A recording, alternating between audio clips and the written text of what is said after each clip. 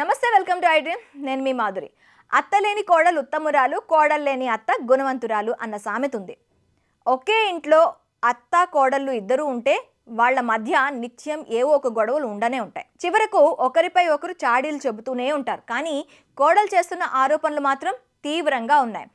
ఆడదానికి ఆడదే శత్రువన్న అపవాదు ఉంది. ముఖ్యంగా అత్త కోడళ్ళు, తోడి కోడళ్ళు విషయంలో ఈ వ్యాఖ్యానాన్ని నొక్కి వక్కానిస్తుంటారు కొందరు.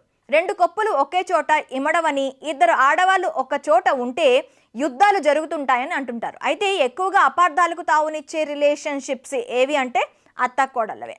సాధారణంగా అత్త తనపై పెత్తనం చేయాలని చూస్తుందని, తనను చిత్రహింసలకు గురి చేస్తుందని, వరకట్నం తీసుకురమ్మంటూ వేధిస్తుందని, భర్తకు తన గురించి లేనిపోనివి ఎక్కిస్తుందని కోడల నుండి కంప్లైంట్స్ వస్తుంటాయి.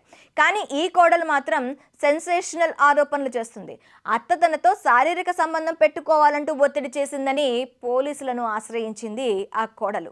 ఈ వింత ఘటన ఉత్తరప్రదేశ్లోని ఆగ్రాలో చోటు చేసుకుంది. భర్త, అత్త కలిసి తనను చిత్రహింసలకు గురి చేస్తున్నారని, తనతో ఫిజికల్ రిలేషన్ పెట్టుకోవాలని అత్త తనను వేధిస్తుందంటూ పోలీసులను ఆశ్రయించింది. పోలీసులు కేసు నమోదు చేశారు. వివరాల్లోకి వెళ్తే యూపీలోని గజీపూర్ జిల్లాకు చెందిన అలోక్ ఉపాధ్యాయతో ఓ మహిళకు 2022లో వివాహం జరిగింది. పెళ్ళైన కొన్ని రోజుల నుండి ఆమెను హింసించడం స్టార్ట్ చేశారు అత్తింటివారు. అంతలో అత్త చేష్టలతో ఒక్కసారిగా షాక్ తింది కొత్త పెళ్లి కూతురు. తనతో శారీరక సంబంధం పెట్టుకోవాలంటూ ఒత్తిడి తేవడంతో ఒక్కసారిగా కంగుతింది. ఆమె తిరస్కరించడంతో బ్లేడ్తో దాడి చేసింది. దీంతో చేతిపై 5 గాయాలు కాగా కుట్లు కూడా పడ్డాయి. అలాగే ఆడపడుచు సైతం హింసకు గురి చేస్తోంది. బాధితురాలి దుస్తులు లాక్కొని ఓ రూమ్లో బంధించి నెల రోజుల పాటు ఒకే డ్రెస్పై ఉండేలా చేసింది. వీటికి తోడు వరకట్న వేధింపులు, లైంగిక వేధింపులు ఎదురయ్యాయని వెల్లడించింది. 2023లో మగబిడ్డను కనిన తర్వాత ఈ వేధింపులు మరింత ఎక్కువైనట్లు బాధితురాలు ఫిర్యాదులో పేర్కొంది. భర్త కూడా ఆమెపై హింసకు పాల్పడేవాడు. ఆమెను కొట్టి ఇంట్లో నుండి గెంటేశాడు. ఇరుగు పొరుగు జోక్యం చేసుకోవడంతో మళ్ళీ ఇంట్లోకి తీసుకెళ్లేవాడు.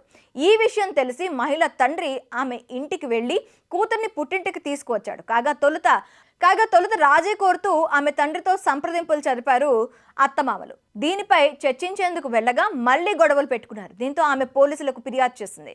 బాధితురాలు ఇచ్చిన ఫిర్యాదుతో పోలీసులు కేసు నమోదు చేసుకుని విచారిస్తున్నారు.